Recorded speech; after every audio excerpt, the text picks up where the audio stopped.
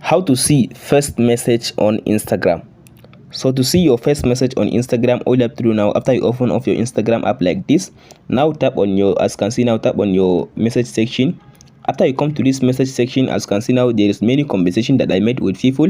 So if you want to see your first conversation with someone, now as you can see now, I'll go with this person. After you open up the person, as you can see now, for now, if you are using Android phone, you can't just do that at once. But if you are using like iPhone device, you can tap on your battery section at the top right side. If you tap on your battery, as you can see now, it will take you to the paste section of your, as you can see, message if you are using iPhone device. But if you are using Android device, for now there is no any option or any official button from Instagram that allow you to just see your paste message on Instagram. You can do that manually by just scrolling.